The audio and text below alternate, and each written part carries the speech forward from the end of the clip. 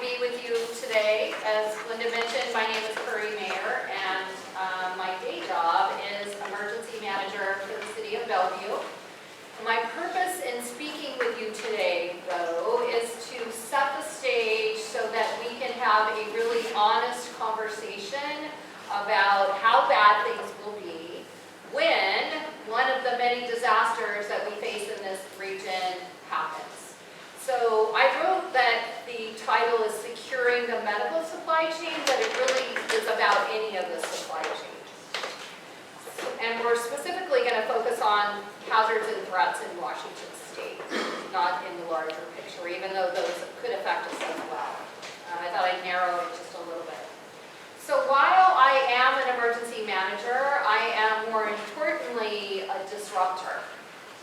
A disruptor of what, you may be thinking? Disruptor of the status quo. So now I sort of have your attention, right? Some of you may be thinking, she said she was a disruptor and she works in emergency management, so maybe she's talking about working in the chaos after an event occurs. That could be it, except for, are we really managing emergencies? I don't know. Some others of you may be thinking, well, her work does entail a chaotic environment, or she's always preparing for a chaotic environment, but what does that have to do with disruption, right? Maybe you're not quite making the connection yet. And then some of the rest of you who are not really paying attention are just saying, yeah, I heard her say that word disrupt. I'm maybe going to pay a little bit of attention so I can see where this goes, but at least I've got you on the hook for a little bit, right? And I am in the unenviable position of being right after lunch. So that means I have to be at one of two things, right? Either you guys are going to sleep, or she says something really provocative and you're going to pay attention. So I'm counting on the latter. So what does it mean to be a disruptor? Well, it means that I am only doing my job well if I get your attention, and then not only do I get your attention, but I get you to do something differently than you're doing right now. Okay? Something differently than you're doing right now. And I've been in this field long enough to tell you that scaring people is not usually a good tactic. You know, so people tend to be in denial. They're like, oh, that's way too scary. I'm going to hide and not pay attention, or I'm going to pretend I didn't hear what she said, la, la, la, or something else. So if scaring you doesn't work, then I'm going to at least go for making you a little bit uncomfortable, because I would venture to say that being uncomfortable often spurs people to have some kind of action after that. I'm uncomfortable enough, I'm at least going to move away from what makes me uncomfortable, or hopefully be motivated to do something differently. All right? So, what does emergency management have to do with it? Well, in my perspective, everything is connected to emergency management, right? And I could make that case for just about anything. If you want to quiz me later, I'm happy to answer that. But I heard a lot of the terms from the panelists of things that we talk about in emergency management that are, so we're looking at similar kinds of things. How do we be resilient? And what does that mean? That we're able to bounce back from whatever gets in our way, right? That we have redundant systems of some kind. So for the supply chain, redundant vendors and suppliers, and in emergency management, we want redundant communication and redundant transportation. And I would also guess that those are important for the medical supply chain as well, right? So we have a lot of similarities in what we do and what we're concerned about and what we're focusing on. So I wanted to start with these pictures here, though. These are all from the city of Seattle in early 1900s. Yeah, so this one in the corner is trash being picked up with a horse-drawn carriage. The city life at the bottom is, you know, they're not sophisticated modes of transportation and whatnot. Why do you suppose I would choose pictures from 1900, other than they're interesting? Why would I pick those? So change? Change, yeah, change. What else might you think? The same issues. Same issues that we have today? Absolutely. Same issues that we have today? Yeah. It might be what it will look like when we have it. Yay! She gets a gold star.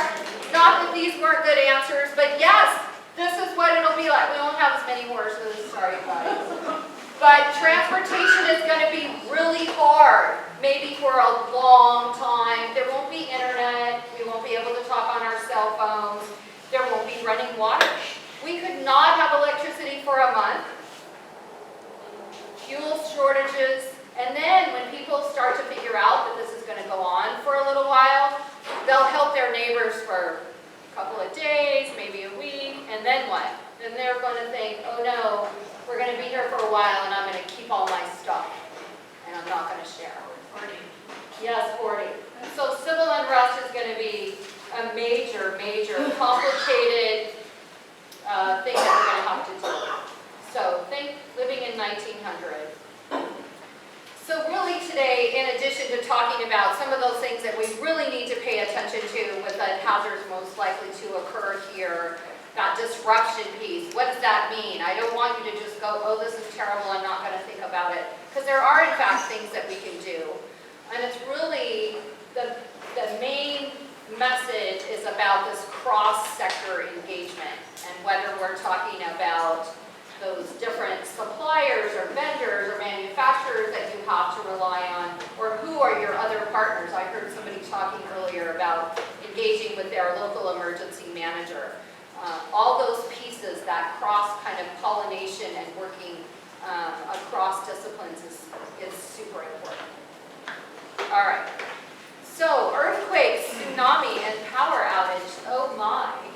So those of you who are old enough to remember The Wizard of Oz, the reason I chose this picture is that when Dorothy and her friends got to the haunted forest and realized this was not such a cool place, they were afraid of lions and tigers and bears. The reason I chose earthquake, tsunami, and power outage is that they are all hugely consequential events, and they could very likely occur all at the same time. All at the same time, with huge cascading effects. And when we practice in emergency management, we almost always pick one of these big disasters, because if there's enough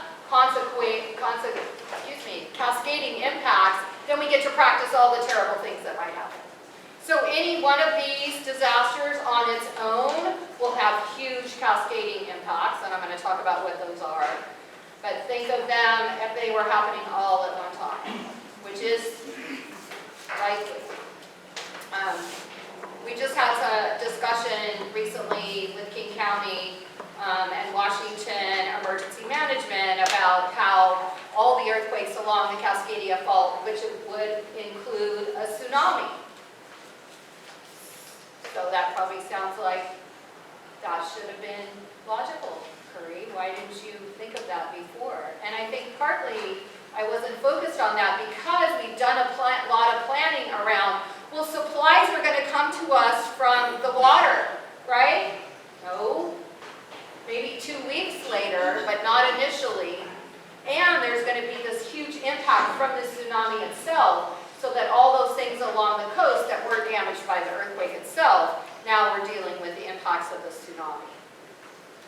So the long-term recovery is going to be just that, something that goes on for a long period of time. And just getting to the place where we can move supplies and the resources that we need from outside of the impact area is going to be, the time period is going to be longer than we might expect. There'll be major critical infrastructure damage, and we'll talk more about what that means. And then I put this at the bottom, but then there was a really big snowstorm last year, so not even on the list of really big disasters. And think how much transportation was impacted by that event that FEMA doesn't even count as a disaster. Snow is just what happens. That's not a disaster. Major transportation issues. All right, so let's look at these individually. So when I was doing a little bit of research, Nora and I were talking earlier about how there's a lot of the kind of consequential emergency management stuff that doesn't freak us out, that we're not scared about. So sometimes when I do research and I find this connection between the biggest earthquake in the history of the world and the earthquake that we're supposed to get here. My brain just went, wow, that's super cool. Not, oh my God, that's horrible. But anyway, there are a number of similarities between what is expected on the Cascadia Fault, which is here in western Washington. It actually goes from, the Cascadia Fault goes from Vancouver Island all the way to Mendocino County, which is in Northern California. Okay? So this earthquake in Chile in 1960 was the same same distance that the Cascadia Fault runs on. The 620 miles versus 621 miles. The 1960 earthquake left more than 2 million people homeless, 3,000 injured, and over 1,600 people were killed.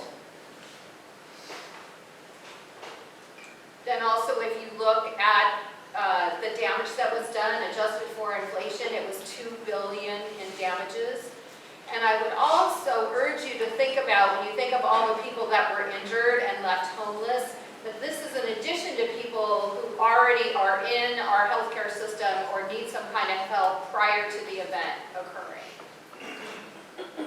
So the Cascadia Fault will most likely, when there's an earthquake there, also produce a tsunami. The tsunami accompanying the Chilean earthquake reached New Zealand, Japan, the Philippines, and Hawaii, and people were killed in Hawaii from the tsunami, even though the earthquake happened in Chile. So the population density here is much larger than what was happening in Chile in 1960. So again, we're going to have to ask the question of how long will it be till we're able to move resources, and what are the consequences of not being able to move resources? What are we going to do so that isn't so much of an issue? All right. This was supposed to be the scary part. Forgot to remind you. This is the scary part. So a long-term widespread power outage can happen by itself. It can also be the consequence of an earthquake. I worked on a project with InfraGard. If you're not familiar with InfraGard, it's a cybersecurity group that has a lot of private sector involvement, and they only let a couple of us government. I kind of infiltrated as a government person. But we looked at what we called the triple threat. So the triple threat was, what are those hazards that could severely impact the power grid in the United States? So not just a little power outage like from a windstorm in Seattle and Bellevue and down to Renton or out of power. We're talking the western power grid, or all of the western states, or in fact we even looked at for the entire United States. And I know there's some of you that are probably rolling your eyes and saying that's not going to happen. It actually is more likely than you might think. Those three threats that we looked at were a solar storm, something we call an electromagnetic pulse, or EMP, which is caused by a little bit of nuclear material. So not like a big nuclear bomb, but you know, someone with nefarious intent that has a little bit in a suitcase could in fact cause an EMP attack. An EMP would also so damage circuits that when it's over, we can't just turn the power back on. We'd have to do a lot of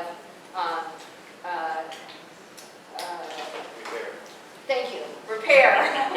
Thank you. Little words sometimes, right? Repair, thank you. And then of course the Cyberattack, which I don't know about you guys, but that's one of the things that keeps me awake. Virtually every type of infrastructure will be impacted by a long-term widespread power outage, so a month or more. And then, just to make a point, I did something at the bottom of the slide that you don't do on slides.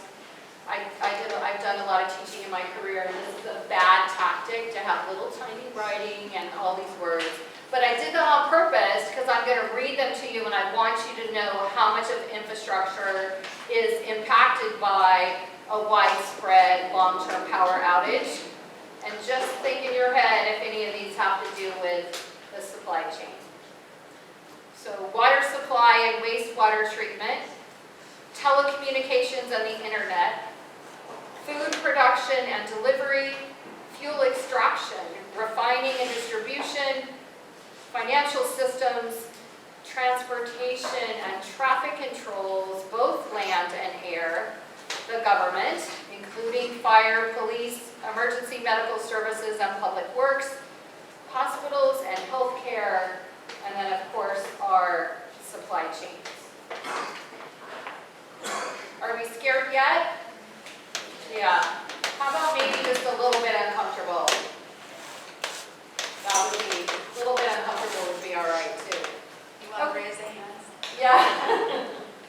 No, we won't admit it, because we're trained not to. Oh, okay. Yeah.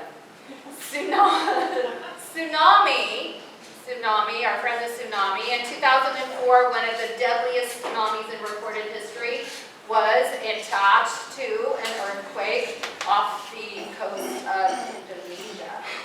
This particular tsunami followed a 9.1 earthquake. The waves were as high as 50 feet, and 2 feet waves that are only 2 feet tall have the power to move automobiles. So think 50 feet. 11 countries were impacted, and it left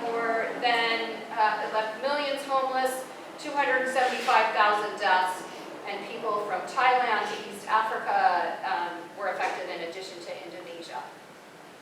Afterward, there was a long, long recovery period, as you might imagine. There were a lot of, it was really a public health disaster, if you will. A lot of disease, lack of shelter, not enough clean water, all of those things.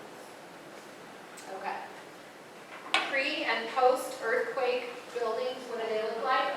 That is not a hospital, but it could be, right?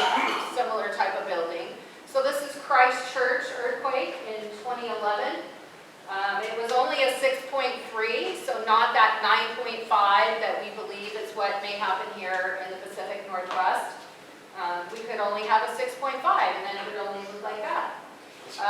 This earthquake killed 185 people and injured thousands. So just in case you were thinking, oh, we're not having a 9, we're only having a 6, we still get that. This one is from Alaska, and in 2011, this was a 7.3. And the reason I put this picture up there is why do you think? Liquefaction and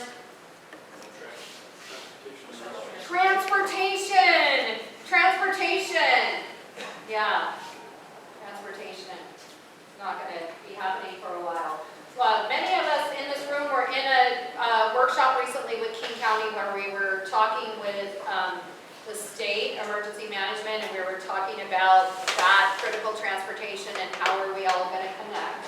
And the majority of the message was, here are the main arteries that we're going to work on to get you to points of distribution for supplies.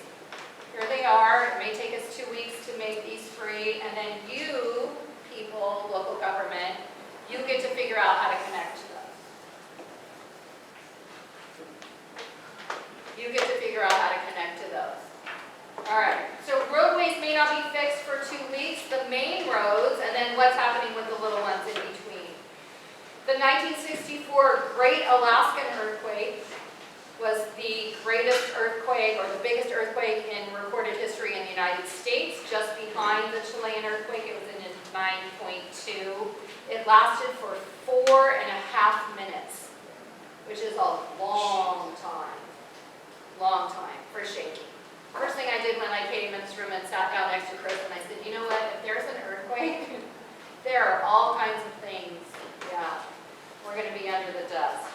All right, so hopefully that got your attention about what is it that we're thinking about. And now we're going to look at what are the structures that will be most impacted, and then what we might do about it. Because I would not be good at being an emergency manager if I just gave you all these things to be worried about and didn't say there are some things we can do.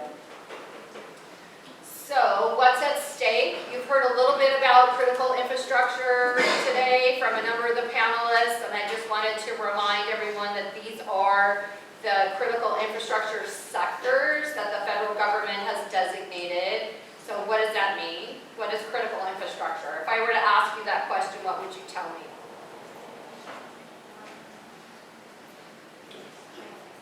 So not just the sectors, but how do we decide what goes in, how do we decide what's up there? How do we decide that these sectors are something we need to pay attention to? Designated by the Department of Homeland Security. Okay, that's the wrong answer, Eric. Yes? Because nearly every sector can connect to every other sector. Every sector can connect to every other sector, and it's the things that make daily life happen, or that we rely on. So the power in our homes, the water we drink, the transportation and the roads that move us, the stores we shop in, the bridges that connect us. We don't have any of those here we need to worry about either, right? Right. Yeah, not very many. Communication systems, manufacturing, energy, all of those things that make life happen. So the federal government got together and said, okay, what are those things that we need to focus on, that if there were some incapacitation or destruction of some kind, it would severely impact not only daily life, but our security, so our physical security and also our economic security. Okay, so that's how they came up with this. And I put, we're over here, because you're the favorite, so we're over here on the side. And then, because that's a little overwhelming, right? There's 16, and depending on what data you look at and how old it is, there's a different number of how many there are, but the federal government does that all the time. And I would bet that and I used to work for a contractor, so I get to say this, it's a new contractor that they hire and they go, oh yeah, no, there's not 16, there's 14, or there's 29 and a half, and yeah, so that's how that works. But anyway, bunch of stuff that we need to pay attention to, but it is a little overwhelming. So then we said, okay, let's have a manageable chunk of this. What are the things that we think we need to restore or build up resilience for first? Because you can't have 16 sectors in first place, right? Can't do that. Well, you could, but it's not efficient. So they looked at 4 critical infrastructure lifelines: water, energy, transportation, and communication. So the federal government said, or whoever that contractor was that week, said, what are the necessary services and goods that support every home, business, and every sector of American life, and disruption of which would be life-threatening and cause major problems for our ability to continue as a society. So that's what they came up with these. They are interconnected not only with each other, but with all those other sectors, all those other 16 sectors. Do disasters impact these lifelines? Absolutely. More so than other things? Probably not. But because we're focusing on these first, it allows us to then have a little bit, some semblance of order so that we can look at the others. All right? And then this is kind of a rhetorical question. How are they related to the medical supply chain? I think it's kind of obvious. Okay. Clicker doesn't want to work. No. So we are all connected, which is a good thing. Remember earlier I said we're all connected to emergency management. I truly believe that. We just may use different words to describe similar kinds of things. But the important piece for this in disrupting of the supply chain are what are those interdependencies? Nothing really operates in a silo. And we've had some disruption in our political system, some of which has allowed us to see how things are connected globally, as well as here in the United States, which we might not have considered as soon as we have. So that's a good thing. And at the federal level, there's been a lot of work done, this cross-sector risk analysis, so the interdependencies a lot of planning and interagency work, and then also looking at how do we defend critical infrastructure and ensure its resilience.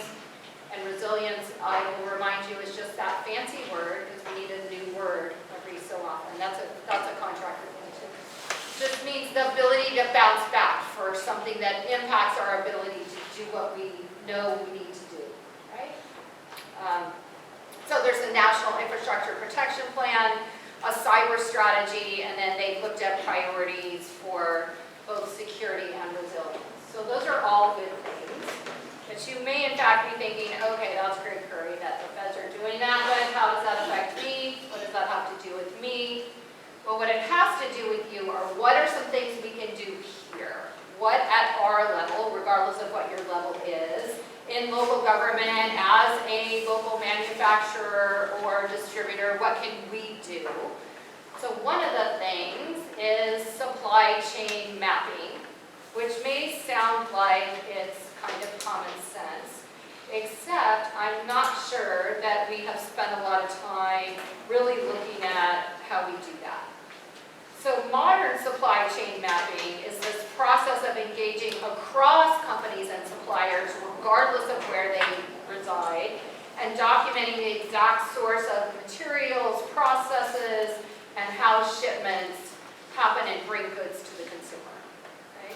And we're better equipped to do this than we ever have been, with less work because of online maps and the internet and all the things that we're able to do with that kind of global look, if you will. That's much easier than it used to be.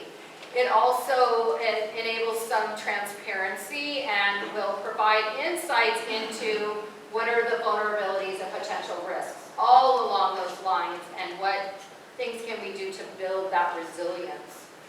So then, after that kind of mapping process, what are some ways that together we can implement some mitigation strategies? Because it's really going to be about what are we doing prior to one of these scary events happening instead of in the midst of it. We can then combine those preparedness and mitigation efforts all along that supply chain.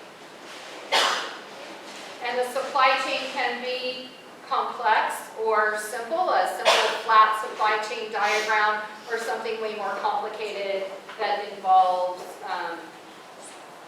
what's happening across the world. So disruption then, or disruption of the status quo, or disruption of the medical supply chain equals interruptions or delays in our ability to help people, right? So uncomfortableness can drive action, and then it allows us to look at this kind of piece of what is our shared understanding of what's going to happen, what is our shared responsibility, or what responsibility do each of us have in that chain, and then looking at what are the actions that we can do together. So consider being a disruptor. We're always looking at ways to adapt and be flexible in emergency management, and I know that you are looking at that as well. I also know that you want to make the world better, or at least your little part of the world better, or you wouldn't be here. So I challenge you to think about the really hard things that have to do with disrupting the kind of calm that we're in right now, and look at what are some things we can do together.